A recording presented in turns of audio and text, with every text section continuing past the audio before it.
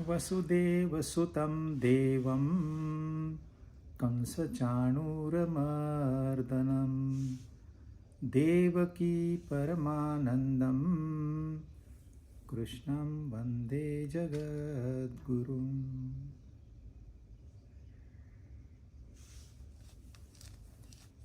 छठा अध्याय हमने 29वां श्लोक आधा किया था, थोड़ा किया था। इसको रिपीट करते हैं। सर्वभूतस्थमात्मानं सर्वभूतानि चात्मनि ईक्षते योगयुक्तात्मा सर्वत्र समदर्शिनः।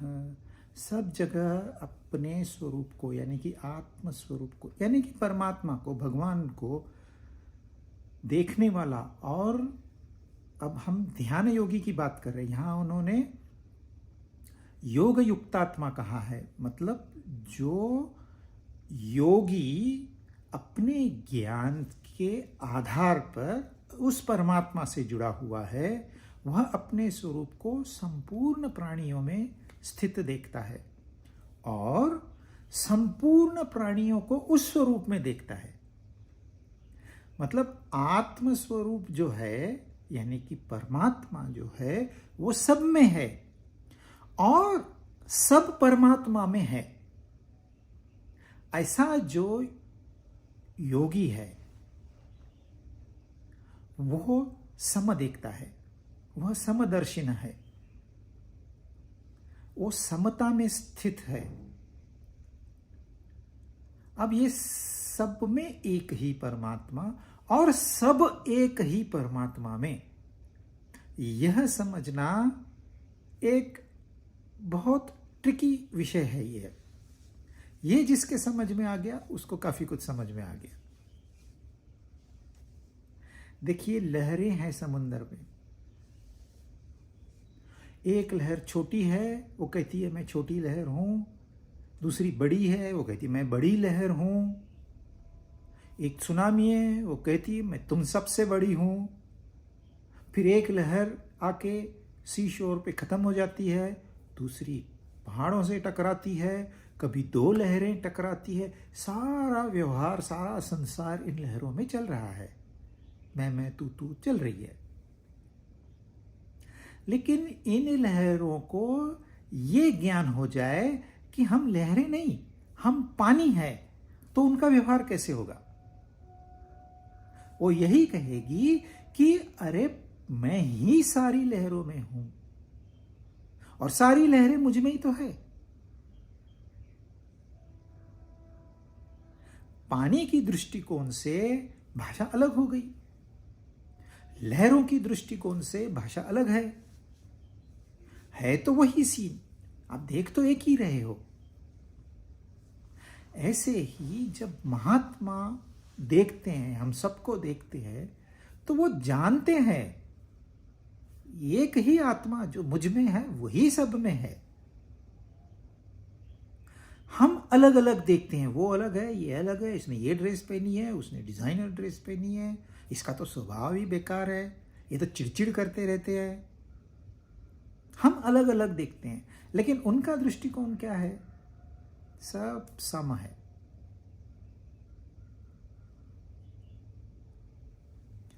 गीता दूसरी जगह कहती है विद्या विनय संपन्ने ब्राह्मणे गविहस्तिनि शनु चैव श्वपाके च पंडिता समदर्शिनः। यानी कि सबसे ऊंचा इंसान होता है जिसके पास विद्या तो है पर विनय भी है साथ में, और सबसे नीचे होता है चांडाल।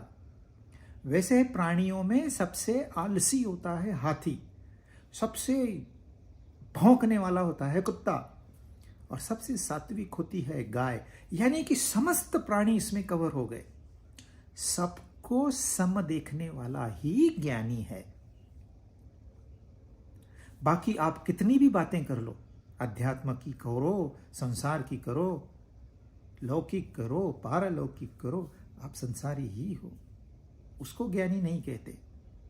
चलो थोड़े किताब पढ़ लिए और फिर उन किताबों में क्या लिखा है उसके आधार पर कुछ कहानियां बना दी, वो कहानियां बता दी, एंटरटेनमेंट हो गई, लोग खुश हो गए। परंतु सच्चा ज्ञान ये है कि जब यह समदृष्टि हम में आ जाएगी। और उसके समझने के लिए हमने बार बार इस टॉपिक को दोहराया है कि हम अपना अभ्यास करें। हम संसार को बहुत पढ़ाई कर लिए, मंगल में क्या है, चांद पे क्या है, समुद्र की गहराई में क्या है, 50 मिलियन लाइट ईयर्स अवे एक ब्लैक होल है, था मतलब ये सब अभ्यास कर लिया। अपने आप को पढ़ा कभी? मैं कौन हूं? आप कितना भी पढ़ लो बाहर का ज्ञान, काम में नहीं आएगा। एक बार सिर्फ अपने आप को पढ़ लो, मैं कौन हूं। हम कहते हैं नहीं नहीं ऐसे कैसे, यह दुनिया इतनी बड़ी है, इतनी विशाल है, इतनी प्रोग्रेस की है, एकदम हम बटन दबाते हैं सब काम हो जाता है हमारा। कितनी प्रोग्रेस की है साइंस ने। क्या साइंस आपको प्रेम सिखा सकती है? क्या साइंस आपको मन को शांत करना सिखाती है? क्या साइंस आपको आनंद की प्राप्ति कैसे करनी है सिखाती है? यह विषय वो कहते हैं हमारा नहीं है, क्योंकि अब तक तो वो केजी में है, प्राइमरी में है, उनको तो यहां तक आने में टाइम है। लेकिन हमारे ऋषियों ने, मुनियों ने, महात्माओं ने इसका अभ्यास किया था। उन्होंने बाहरी दुनिया का भी अभ्यास किया, परंतु अपना भी अभ्यास किया। उनका अभ्यास ये है कि ये सारी दुनिया जो है, इसका आधार क्या है? वो है on what basis do you से? आप कहते हो हम देखते हैं, अपनी आंखों से देखा है, तो आंखें आधार है। इस दुनिया है, इसका आधार आंखें है। आंखें नहीं हो तो फिर ये दुनिया नहीं है, उतनी 20% कट हो गई। फिर कहते हो नहीं हमने सुना है, तो कान आधार हो गए। यदि कान नहीं है तो और 20% दुनिया चली गई। फिर आप कहते हो अरे मैंने स्पर्श करके देखा है। अंधा आदमी भी स्पर्श करके बता सकता है कि वस्तु क्या है। लेकिन उसमें अगर सेंसिटिविटी नहीं है तो और 20% दुनिया चली गई। फिर आप कहते हो हम टेस्ट करते हैं, उससे हमको दुनिया का ज्ञान होता है। फिर आप कहते हो हम सूंघते हैं, उससे आपको ज्ञान होता है दुनिया का। बस ये 5 इंद्रियां हैं जो आपको इस दुनिया का ज्ञान कराती है। ये इंद्रियां आपने नहीं बनाई, लेकिन इन इंद्रियों का आधार लेके आप ये कहते हो कि ये दुनिया है। अगर ये 5 इंद्रियां नहीं है तो दुनिया नहीं है। आप कह ही नहीं सकोगे कि दुनिया है, आपको अनुभव ही नहीं है दुनिया का। जब हम गहरी नींद में होते हैं तो ये इंद्रियां काम नहीं करती। ये काम नहीं करती तो उस समय दुनिया भी नहीं होती, हमारी अपनी दुनिया।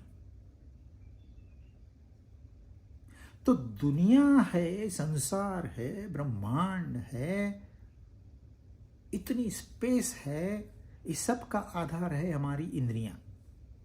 लेकिन इंद्रियों का क्या आधार है? क्या सचमुच आंखें देखती है?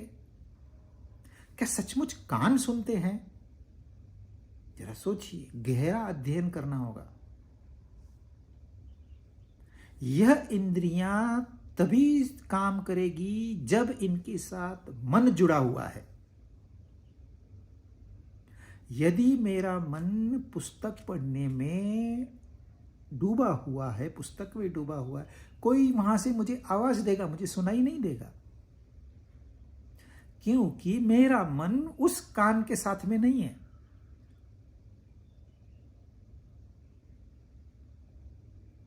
यदि मन ना हो तो ये एक भी इंद्रियां काम की नहीं है। तो ये मन देखता है आंखों से, ये मन सुनता है कानों से, ये मन स्पर्श करके ज्ञान प्राप्त करता है,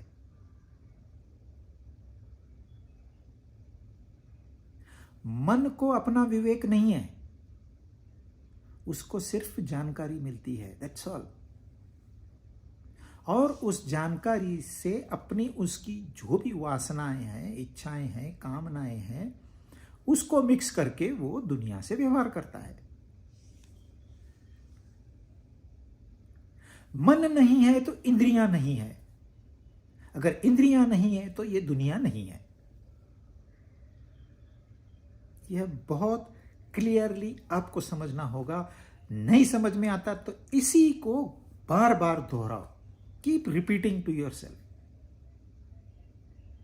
दुनिया का आधार है इंद्रियां, इंद्रियां का आधार है मन, और मन का आधार है बुद्धि।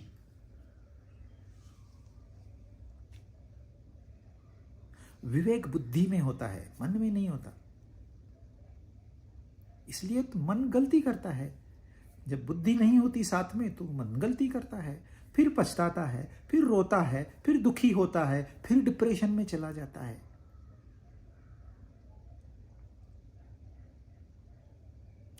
मेजॉरिटी लोग, खास करके वेस्ट में, उनका जीना सिर्फ मन के आधार पर है। वो बुद्धि का भी इस्तेमाल नहीं करते। बोलते आर्टिफिशियल इंटेलिजेंस है ना हमारे पास, कृत्रिम बुद्धि। कृत्रिम बुद्धि से आप अपना जीवन चलाओगे, दूसरे की बुद्धि से आप चलोगे।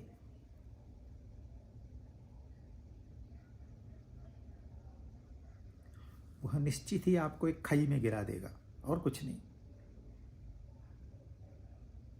तो बुद्धि सूक्ष्म है, मन स्थूल है।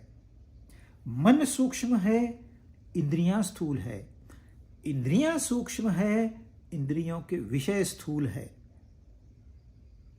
तो जो सूक्ष्म होता है वह स्थूल को नियंत्रण करता है या कर सकता है। पूरी आंखों में, एक एक आंख के कतरे में मन है, तभी मन देखता है, आंखें नहीं देखती। आंख माध्यम है, जैसे दूरबीन माध्यम है। दूरबीन से हम देखते हैं, दूरबीन नहीं देखती।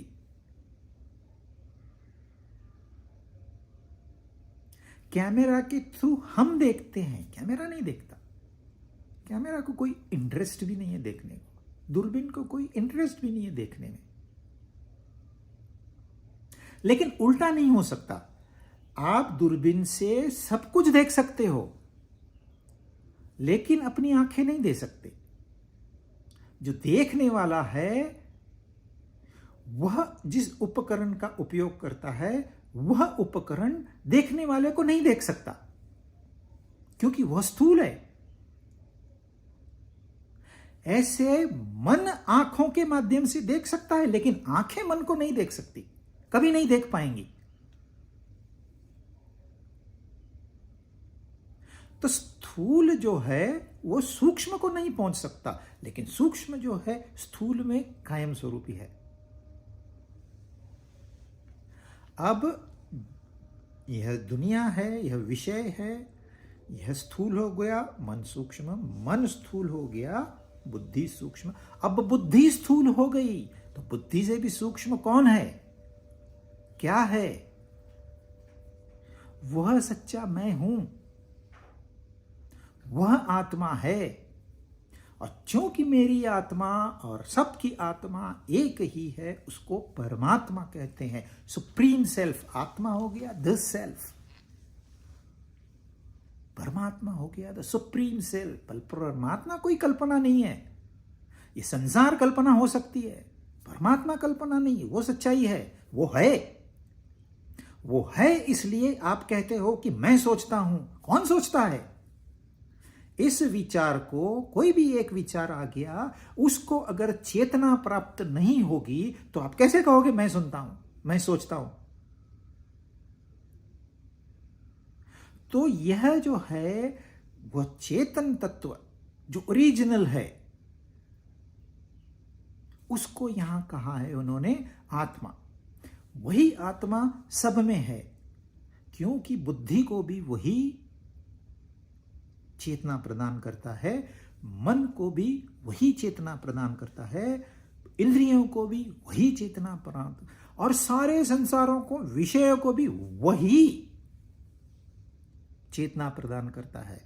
कोई वस्तु वस्तु नहीं है जब तक कि उसके ऊपर सूर्य का प्रकाश और अपनी आंखों की रोशनी दोनों नहीं डालेंगे। अंधेरे में आंखें होते हुए भी आप नहीं देख पाओगे, और अंधा आदमी सूरज को भी नहीं देख पाएगा। तो वह रोशनी और यह रोशनी एक ही है। यह जिसने समझ लिया उसने सब समझ लिया। तो यह सूक्ष्म विषय, हम ध्यान योग की बात कर रहे हैं। आगे जाके हम भक्ति योग की जब बात करेंगे तो हम कहानियां सुनेंगे, अलग अलग प्रकार से उन्होंने कैसे बताया है शास्त्रों में, एक ही तत्व वो बताएंगे। लेकिन यहां यह सूक्ष्म विचार है, इसलिए इसका अध्ययन थोड़ा गहराई से होना चाहिए। ध्यान योग कोई एंटरटेनमेंट वाली बात नहीं है। और यह ज्ञान जो है, यह ज्ञान 24 आवर्स चलना चाहिए, होना चाहिए। जब हम उस स्थिति में पहुंचेंगे तो हमें कोई संशय नहीं रहेगा, फिर सब अपने आप हो जाएगा। हमें अपने बारे में कोई शंका है, मैं हूं कि नहीं हूं, कभी आपने यह शंका प्रकट की है? लेकिन गलती से आपने इस शरीर को मैं मान लिया है, इस मन को मैं मान लिया है, ज्यादा से ज्यादा इस बुद्धि को मैं मान लिया है। इससे आगे नहीं जाता कोई। लेकिन जिस दिन हम समझ जाएंगे कि मैं कौन हूं, मैं वह परमात्मा स्वरूप हूं, मैं हूं इसलिए यह बुद्धि कार्य कर सकती है, मैं हूं इसलिए मन कार्य कर सकता है, मैं हूं इसलिए सारे व्यवहार हो रहे हैं। अगर मैं नहीं तो व्यवहार ठप, जीरो, देयर इज नथिंग।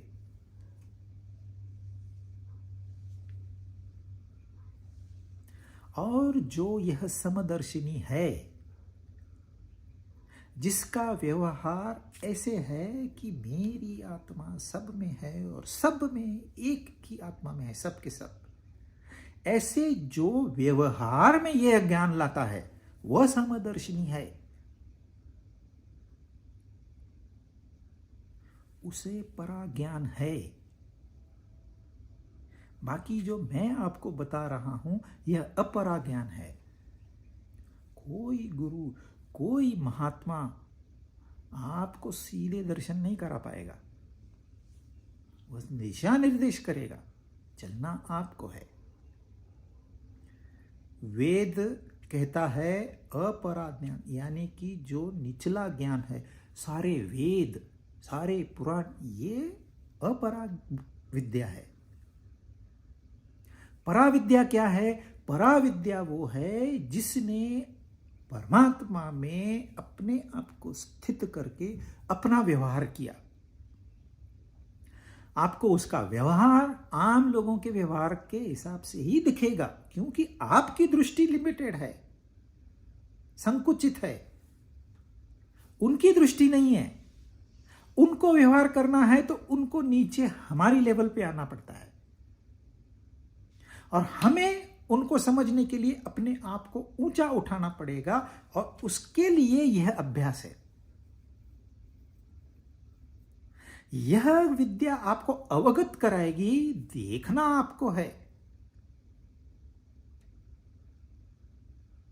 चंद्र शाखा न्याय करके एक विषय आता है शास्त्रों में कि वहां आसमान में पहला चांद है,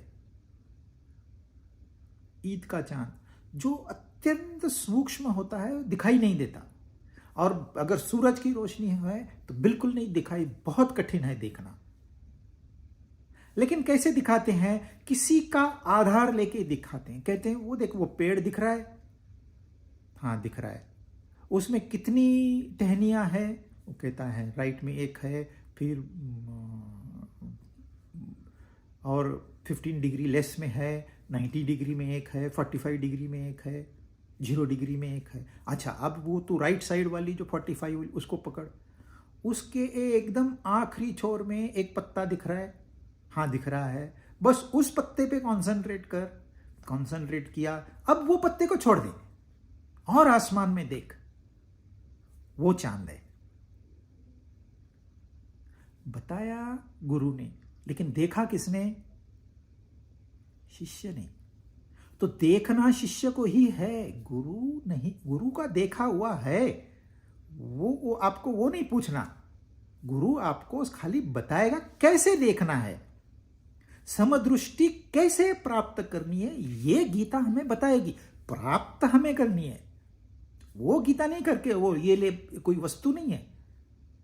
परमात्मा कोई स्थूल चीज नहीं है जो आपको प्रेजेंट करते आएगी, भैया बर्थडे गिफ्ट ये लो परमात्मा।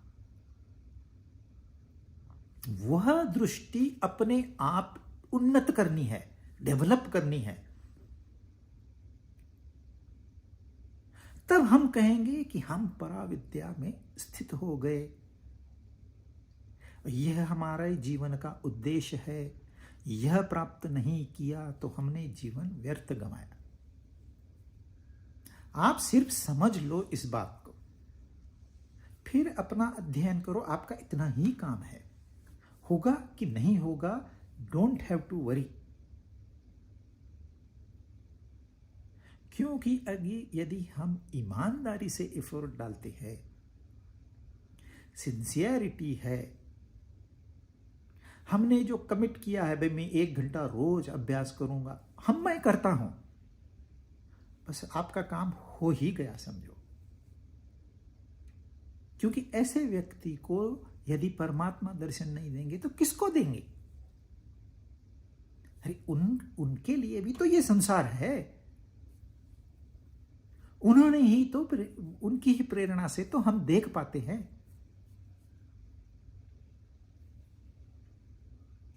तो यह जो समदृष्टि है,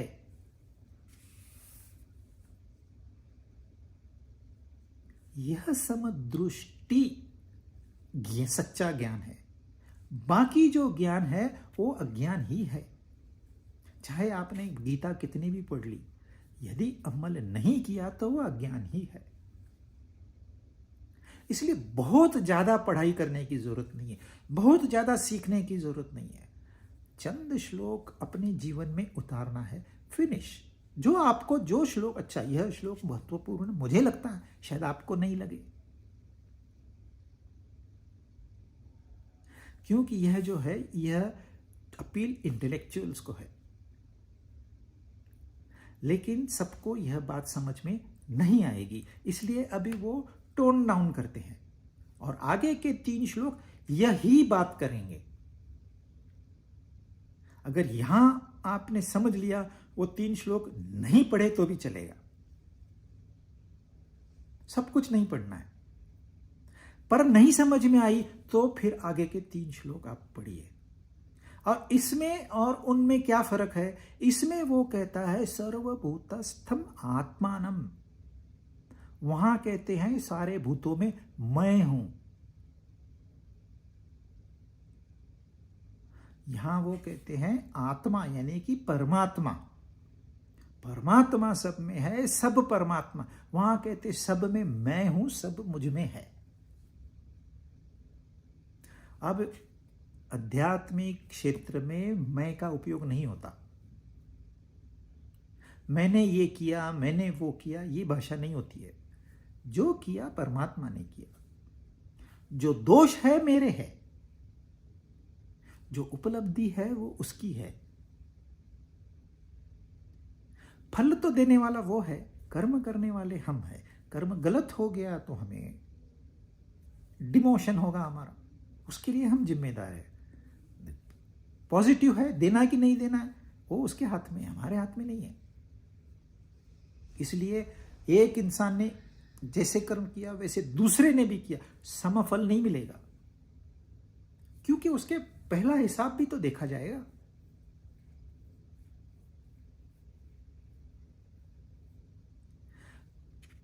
मैं का इस्तेमाल नहीं करना है, फिर भी इन्होंने मैं का इस्तेमाल किया है। क्यों किया है? क्योंकि उन्हें पता है इतने जल्दी यह बात सब लोगों के समझ में नहीं आएगी। कोई 1 in million समझ जाएगा, लेकिन बाकी लोगों के लिए अब वो भक्ति के रूप से उसको देखते हैं। यहाँ एक ज्ञानी के दृष्टिकोण को रखा है, वहाँ एक भक्त के दृष्टिकोण को रखा है। क्योंकि कोई लोग ज़्यादा इमोशनल होते हैं, कोई ज़्यादा इंटेलेक्चुअल्स होते हैं। हर व्यक्ति अलग है। इतने सारे श्लोक क्यों बताते हैं? क्योंकि हर व्यक्ति अलग है। आप अपने हिसाब से इनमें से चुन लीजिए और उतना अध्ययन कीजिए जिसको बताना है। अब हमको बताना है तो पूरा अभ्यास करना पड़ेगा। ये खाली गीता पढ़ के नहीं होगा काम। उपनिषद पढ़ने पड़ेंगे, पुराण पढ़ने पड़ेंगे और शास्त्र पढ़ने पड़ेंगे अगर बताना। लेकिन सबको थोड़ी बताना है। बाकी लोगों को तो जीना है ना, अपना जीवन आनंद से व्यतीत करना है। भले आप गृहस्थ हो, सन्यासी हो, ब्रह्मचारी हो, वह स्थिति इसमें नहीं आती। आध्यात्मिक उन्नति का और आश्रमों का संबंध डायरेक्ट नहीं है। आप किसी भी आश्रम में यह समदृष्टि प्राप्त कर सकते हैं। उसके लिए सन्यासी बनना है, ब्रह्मचर्य का पालन करना है, यह रिस्ट्रिक्शन डालना है, वो ऐसे कुछ भी गीता में नहीं है। बहुत स्ट्रेट फॉरवर्ड, सीधे सीधे वो बताते हैं। आप लो या मत लो, ये आपकी मर्जी है। आप सुनो इसको या मत सुनो, ये आपकी मर्जी है। लेकिन जो सत्य है वो सत्य वो लोग हमारे सामने रखते हैं। तो यही श्लोक अब वो दूसरी तरह से कैसे बताते हैं। ये अभी 30, 31 और 32 ये तीनों आसान श्लोक है, हम फटाफट करेंगे। 30 यो मां पश्यति सर्वत्र सर्वं च मयि पश्यति तस्याहं न प्रणश्यामि न च स च मे न प्रणश्यति। वह मेरे लिए अदृश्य नहीं है और उसके लिए मैं अदृश्य नहीं हूं। देखिए, आपको ज्ञान नहीं है, सबको ज्ञान नहीं होता है। ज्ञान होता तो हम यहां पैदा ही नहीं होते। ज्ञान नहीं है, इसलिए हम आए हैं इस ज्ञान की प्राप्ति के लिए। लेकिन जब होगा तब होगा, उसको समय लगता है। तब तक के लिए हमें विश्वास रखना होगा, हमें श्रद्धा रखनी होगी कि जी हां, इतने हजारों सालों से यह ग्रंथ चलते आ रहा है। दुनिया की हर भाषा में इसका ट्रांसलेशन हुआ है। बड़े बड़े विद्वान गीता का अभ्यास करते हैं, कुछ तो होगा। मुझे नहीं पढ़ने आती, मुझे समझ नहीं आती, मुझे किसी ने डायरेक्शन नहीं किया है, मुझे कोई गुरु नहीं मिला है। इसमें गीता का कोई दोष है? नहीं है। तो थोड़ा मुझे अब विश्वास रखना होगा। पहले था विवेक। विवेक के आधार पर हमने कहा संसार है, उसका आधार इंद्रियां है, इंद्रियों का आधार मन है, मन का आधार बुद्धि है और बुद्धि का आधार आत्मा है या चेतन तत्व है। चेतना है और चेतना से चेतन तत्व है। ये हमने एनालिसिस करके समझ लिया था। अब यहां तो हमारी बुद्धि नहीं पहुंच पा रही, इसलिए हमें अब यहां श्रद्धा रखनी है, विश्वास रखना है। तो विवेक है और यहां विश्वास है। लेकिन ये दोनों की आवश्यकता है, वो हम बाद में देखते हैं। तो यहां वो विश्वास की बात कर रहे हैं। जिसके लिए परमात्मा है उसके लिए परमात्मा है, और जिसके लिए परमात्मा नहीं है उसके लिए परमात्मा नहीं है। अब इसमें परमात्मा बायस्ड नहीं है तो वो दोनों के लिए।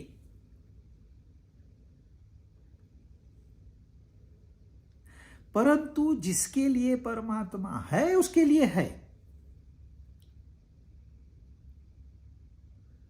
जिसने विश्वास रखा वह जरूर उन्नति करेगा। देखिए, आसमान में किसी ने एक पक्षी को गोली मार ली, तो पक्षी का क्या होगा? यदि आसमान में ही वो रह जाए स्थित, तो ये इंसान अपनी गोली क्यों व्यर्थ गवाएगा? वो नीचे गिरता है। आप एक पत्थर उछालो आसमान में, वो कहां गिरेगा? वो वापस नीचे आएगा। आप कितना भी जोर लगाओ, वो आखिरी में नीचे ही आएगा। तो पक्षी नीचे गिर गया, पत्थर नीचे गिर गया, और कोई वस्तु ऊपर से ऊपरी मंजिल से खिसक गई, वो नीचे गिरेगी। तो आपने क्या कंक्लूजन निकाला? आपने ये कंक्लूजन निकाला कि इस धरती में और इन ऑब्जेक्ट्स में जो कि आसमान में है, उनमें एक आकर्षण शक्ति है।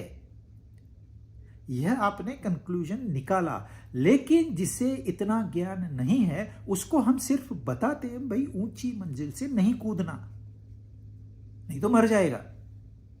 वो विश्वास रखता है।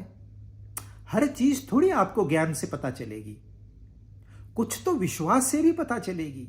और आपका विश्वास है अगर उस आदमी पर, वो बड़ा ज्ञानी है, तो आप बच गए। खाली विश्वास से बच गए आप। हां, किसके ऊपर विश्वास रखना है, इतना तो आपको अभ्यास करना होगा। नहीं तो कोई क्रुक आ जाएगा, आप उसके पीछे चले जाओगे और अपना सत्यानाश करके रखोगे। तो वैज्ञानिकों ने जो नियम बताए हमको, नियम बनाया किसने? नहीं है, नियम है, उन्होंने बताए, हमने उन पे विश्वास रखा। जब पहली ट्रेन चली तो लोग डर के भाग गए वहां से, बोले भूत है, भूत है। कैसे चल सकती इतना बड़ा लोहे का ऑब्जेक्ट, कैसे चल सकता है? इसमें भूत है। फिर उनको समझाया गया। उनको कोई पूरी साइंस नहीं बताई है, स्टीम जनरेट होती है, कोल फायर होता है, ये सारी नहीं बताई गई। उन्होंने बताया, भाई हम इस एनर्जी को यूज करते हैं, हम अंदर बैठते हैं, हम चलते हैं, हम साबुत वापस आते हैं, आप भी चलो घूम के आओ। लोगों ने विश्वास रखा। विश्वास के आधार पर ट्रेनें चली। ड्राइवर वो जो है ट्रेन का, आप विश्वास रखते हो कि हां वो पिया हुआ नहीं है। अगर विश्वास नहीं है तो आप ट्रेन में नहीं बैठोगे। ट्रेन में नहीं बैठोगे तो उसका जो मजा है वो नहीं मिलेगा। ऐसे ही आध्यात्मिक क्षेत्र में विश्वास ही नहीं रखोगे आप, आगे कदम ही नहीं बढ़ेगा आपका। तो जिसने विश्वास रखा परमात्मा है, उसके लिए परमात्मा है, ऐसे कौन कह रहा है? भगवान श्री कृष्ण कह रहे हैं। पहले सिर्फ भगवान कह रहे थे, इसमें ऐसे कहीं नहीं है कृष्ण उवाच, इसमें है श्री भगवान उवाच। तो जो वाणी है वो भगवान की वाणी है, लेकिन अर्जुन के सामने तो कृष्ण खड़े हैं, जो भक्त है उनके सामने तो कृष्ण खड़े हैं।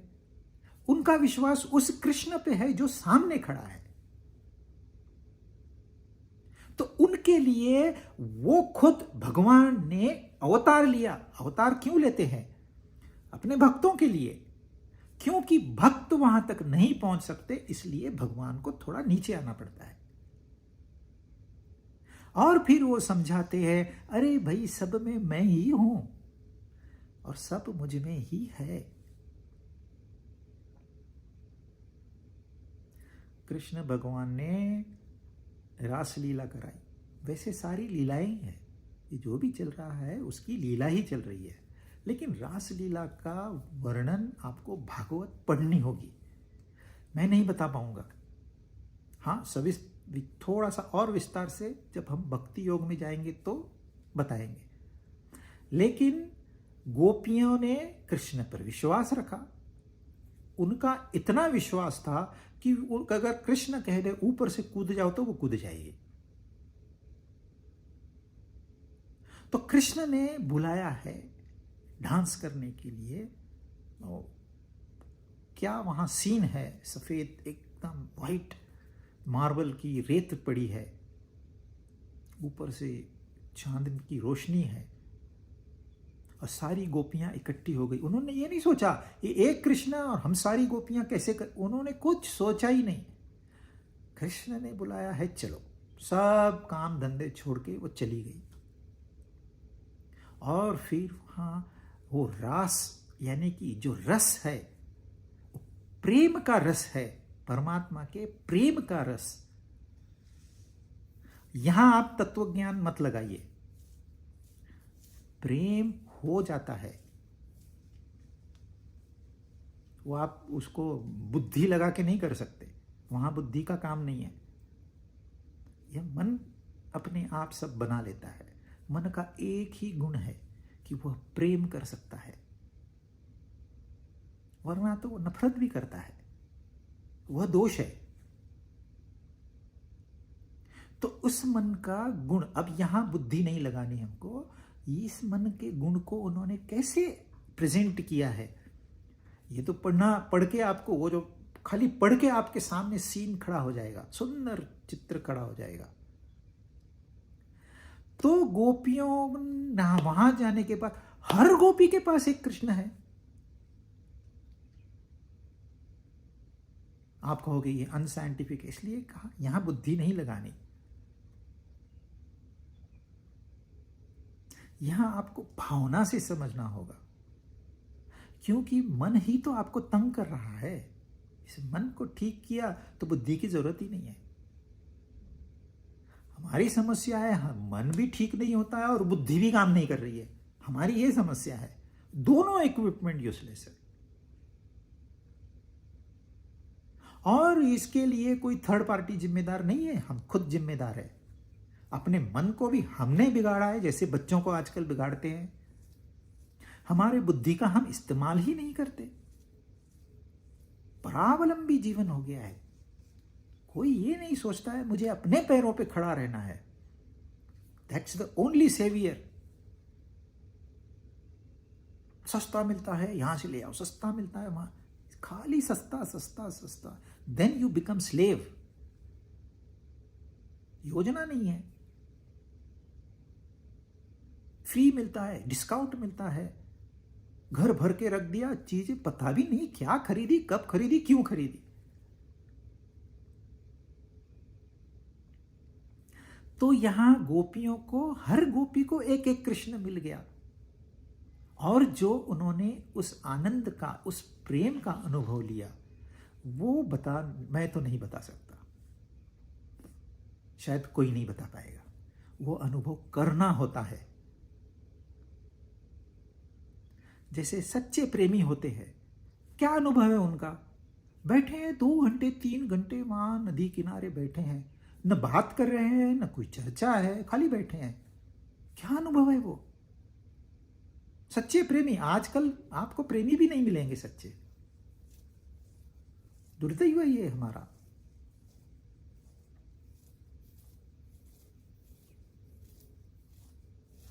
लेकिन वो गोपी के मन में विचार आ गया, मैं कितनी लकी हूं, मैं साक्षात भगवान के साथ नाच रही हूं। बाकी लोग वो इतने लकी नहीं है। जैसे ही मैं पैदा हो गया, कृष्ण गायब।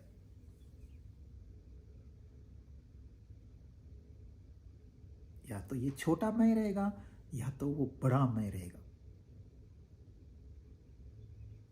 और हमको इस छोटे मैं को मिटाना है और उस बड़े मैं से अपना तादात्म्य करना है। यह है आध्यात्मिक जीवन। यह मैं मिटता ही नहीं है तो यह आध्यात्मिक आपने कोई प्रगति नहीं की। ऐसे नहीं है कि आपको सारी बातें समझ में आ गई और मिट गया, ऐसे भी नहीं है। और मिट जाने के बाद भी वो आता है। इसलिए छोटे छोटे दुखों के धक्के मिलते हैं, संत महात्माओं को भी मिलते हैं, लेकिन उन्हें पता है अरे गलती हो गई, सुधार लो, कोई बात नहीं। और आम आदमी उसमें उलझ जाता, मेरे साथ ही ऐसे क्यों हुआ, मेरे साथ ही ऐसे क्यों हुआ, रोते बैठते। अरे सामना करो।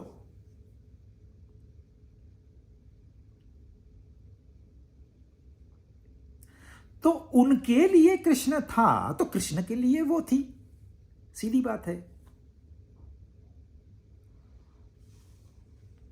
भक्त के लिए भगवान है। आप सवाल पूछोगे उसको, क्या क्या तूने कैसे उसको देखा है, सुना है, कभी टच किया है, तो फिर कैसे कहता है भगवान है? अच्छा, वो आपको ये नहीं बताएगा दुनिया का आधार इंद्रियां है, इंद्रियां का वो नहीं बताएगा। वो उससे कोई वास्ता नहीं, बोलता मेरा विश्वास है, फिनिश। और सच्चे भक्त उसमें डूब जाते हैं और फिर उन्हें एक दिन यह ज्ञान होता है कि सचमुच परमात्मा है।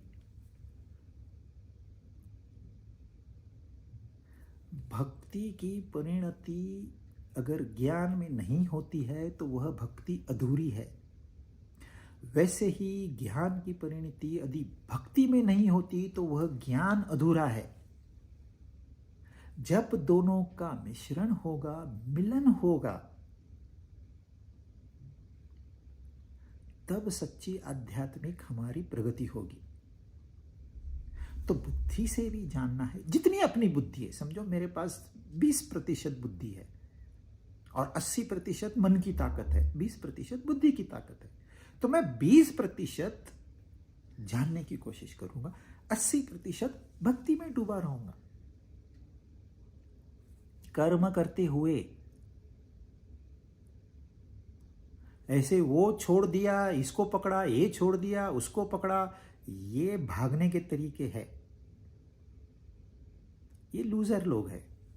नहीं नहीं, हम तो ये संसार बहुत दुखी है, हम संसार में ही नहीं जाएंगे, हम अपना आश्रम बना के ताला लगा, आप खाली हमें खाना पीने की व्यवस्था करो बस। अरे, इस संसार में से गुजरने के लिए हम आए हैं। रास्ते पे बहुत ट्रैफिक है, हम जाएंगे ही नहीं। एरोप्लेन का एक्सीडेंट हो गया, हम फ्लाई ही नहीं करेंगे। कार का एक्सीडेंट होता है वहां एक्सप्रेसवे पे, कितने लोग मर गए, हम जाएंगे ही नहीं। आप क्या करोगे फिर? तो पैदा ही क्यों हुए? कुछ भी नहीं करना है आपको, छुप के बैठना एक कोने में। कोई प्राणी ऐसे नहीं करता है, सब लोग सामना करते हैं, जो है सो है। अरे, जिसने बनाया है कुछ तो सोच समझ के बनाया है। नहीं ज्ञान तो विश्वास तो रखो। इसलिए उन्होंने भाषा ही चेंज कर दी। मैं कह रहे हैं कृष्ण भगवान, यानी कि भगवान से वो नीचे उतर के आए, सगुण साकार में उतर के आए और कह रहे मैं हूं। अरे अभी तो समझो, थोड़ा आसान करके बता रहे हमको। यो माम जो हमने पहले सुना वही है, जो माम, खाली आत्मा की जगह मैं डाल दिया इन्होंने।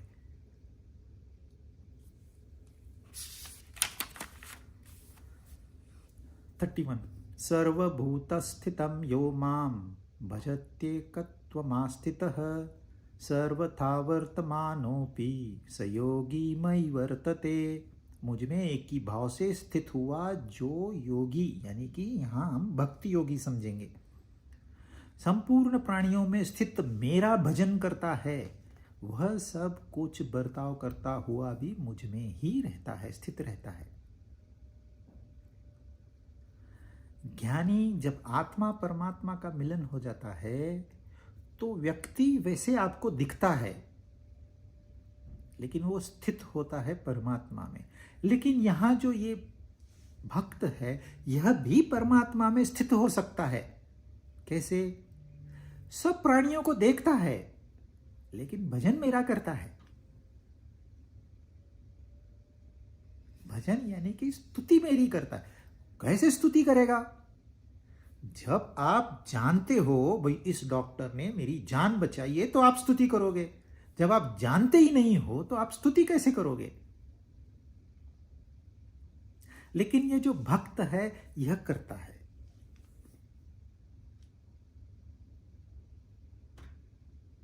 यह सब मन का खेल है। आपने बुद्धि से ज्यादा काम नहीं ले सकते। मन को भक्ति में लगा दो तो भी आपका काम बन जाएगा। तकलीफ तो मन ही देता है। ये विचार चाओ चाओ चाओ चाओ, ये कहां चल रही है? ये मन में तो चल रही है। उसने बड़ी कार ली, मेरे पास तो इतने पैसे नहीं है, जलन शुरू। कहां? कहां जल रहा है? किसी ने कोई माचिस तीली लगाई है क्या? लाइटर लगाया है? कहां जलन हो रही है? Only your thoughts. मन में विचार उमड़ रहे हैं और कुछ नहीं हो रहा, कल्पना मात्र। कल्पना से आप अपना खून जला रहे हैं। अरे उसने कर ली, इससे तुम्हारा क्या वास्ता है? कोई संबंध है ही नहीं।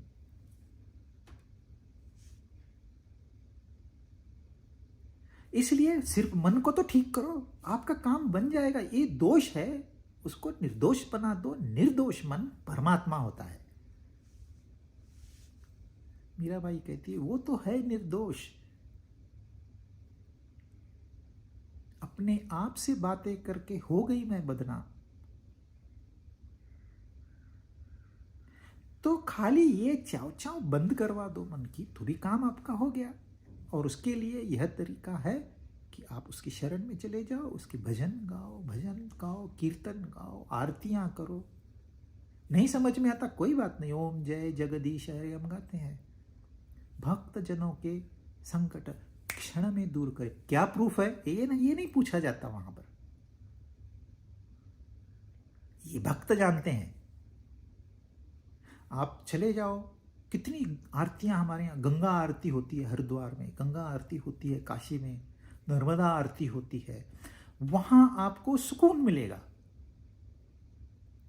क्योंकि वहां कोई साइंस काम नहीं करती, खाली आपकी श्रद्धा काम करती है। मन से आपने समर्पण कर दिया। किसको समर्पण कर दिया? गंगा मां को। है क्या गंगा मां? पानी का भाव, एक निर्जीव वस्तु। ये दृष्टिकोण है। लेकिन नहीं, भक्त के लिए वो तो मां है। जब आपका दृष्टिकोण, आपने किसी स्त्री को एक मां के रूप में देख लिया, तो आपके कैसे विचार होंगे? विचारों का खेल है। हमारे यहां सिर्फ नदियों का नहीं, पहाड़ों को, प्राणियों में से श्रेष्ठ, वनस्पतियों में से श्रेष्ठ, सबका पूजन होता है, भजन होता है। कितनी आरतियां हैं, कितने भजन है। और वो जहां जहां सच्चे भक्त है, वहां आप घंटे बैठा दो। वो जो संगीत होता है, वो संगीत आपके मन के ऊपर ऐसा गहरा असर डालता है कि मन घंटों उसके बाद में भी शांत रहता है। लोग पिल खाते हैं नींद करने के लिए, 2 ड्रिंक्स ले लेते हैं नींद करने के लिए। अरे 1 घंटा, आधा घंटा भजन सुन के आओ, बढ़िया नींद आ जाएगी। आपको और क्या चाहिए? देखो ये कैसे कैसे काम करता है। साइकियाट्रिस्ट और साइकोलॉजिस्ट जीरो है, जीरो। सबसे ज्यादा साइकियाट्रिस्ट और साइकोलॉजिस्ट अमेरिका में है, और सबसे ज्यादा डिप्रेस्ड पागल लोग अमेरिका में है। अमेरिका और कुछ नहीं, नरक का मार्केटिंग डिपार्टमेंट है। काम नहीं करेगा। यहां आप खाली उसका जाके भजन करिए, तुरंत आपके मन को शांति मिलेगी। बस अब इस शांति को बढ़ाना है। 2 घंटे की शांति मिलेगी, उसको 4 करिए, 8 करिए, 16 करिए, 24 करिए, हो गया आपका काम। बाकी झंझटों में पढ़ना ही क्यों है? इतना सारा अध्ययन भी करने की जरूरत नहीं है। आखिर में मन को तो दुरुस्त करना है। भक्ति मूवमेंट, ये बहुत बड़ी मूवमेंट इस देश में हुई है। अभी टाइम नहीं है बताने को, कभी तो बताऊंगा। लेकिन और इस देश ने अगर सुवर्ण काल देखा है, तो वह भक्ति मूवमेंट की वजह से देखा है। इतना बड़ा फोर्स था कि वो इस्लाम में भी घुस गए। जो सूफी संत है, उनके आप बातें सुन के देखिए, जो फिलॉसफी उनके अंदर है, जो श्रद्धा, जो भावना, जो भक्ति उनके अंदर है, शायद और उनके में अंदर नहीं है। तो बड़ी ताकत है। अभी वही बात और आगे कहेंगे 32 में। आत्मौपन्येन सर्वत्र समं पश्यति अर्जुन, सुखम वा यदि वा दुखम स योगी परमो मतः। हे अर्जुन, जो भक्त, जो, क्योंकि यहां जब वो योगी कहते हैं तो अब हम ये 3 श्लोक जो हैं ये भक्ति के श्लोक हैं, इसलिए हम ये समझेंगे कि वो भक्ति योग की बात कर रहे हैं। तो जो वो खैर जो जो भक्त अपने शरीर की उपमा से सब जगह समान देखता है और सुख अथवा दुख को समान देखता है, वह परम योगी माना गया है। परम योगी कौन है? योगेश्वर कौन है? कृष्ण भगवान। यत्र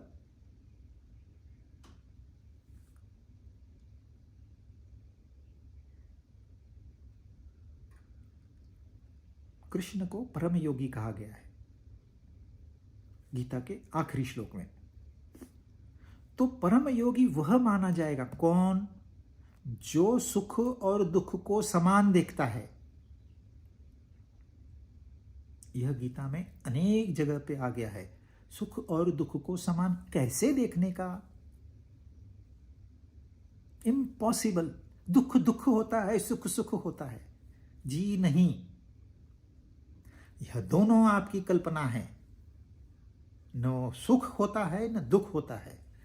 आप अपने विचारों से उनकी निर्मिति करते हो।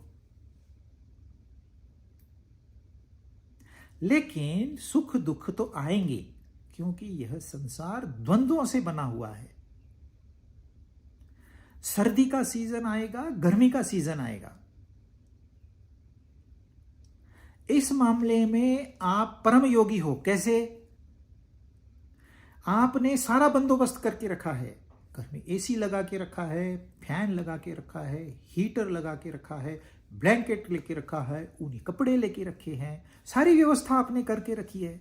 अब सर्दी आ गई 0 डिग्री सेंटीग्रेड, आपको कोई फर्क नहीं पड़ता है। नो प्रॉब्लम, मेरे पास व्यवस्था है।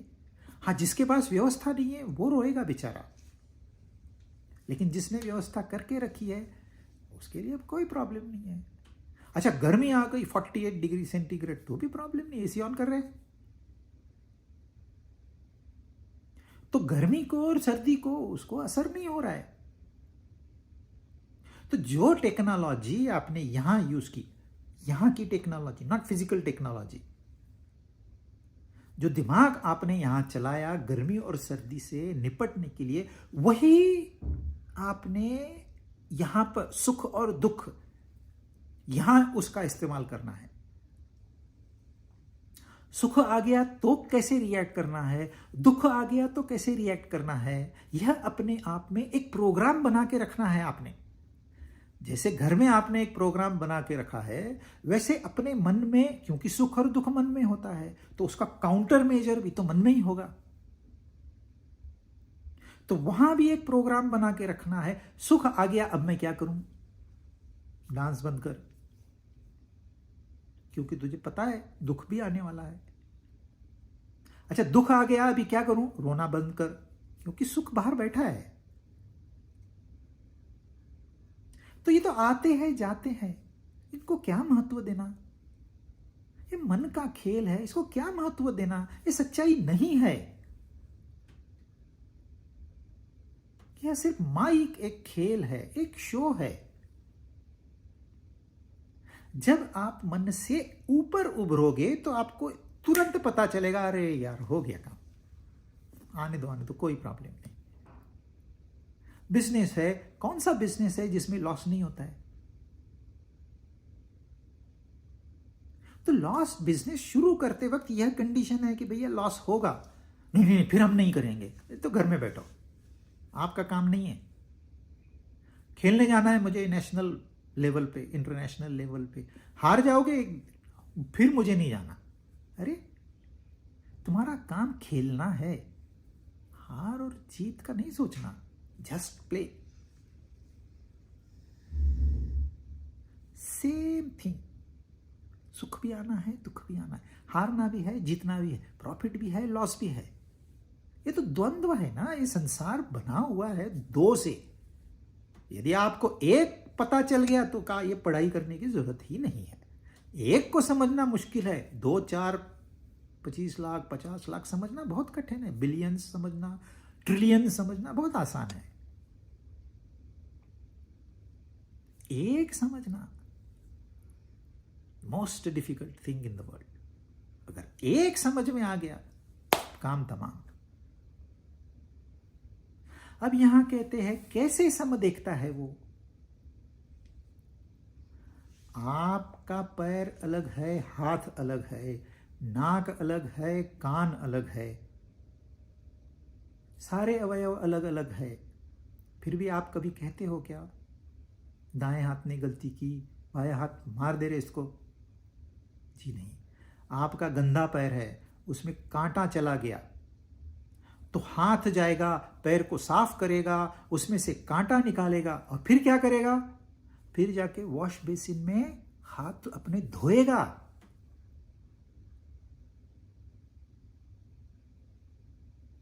ये बात आपको समझनी है, भेद भी है और अभेद भी है।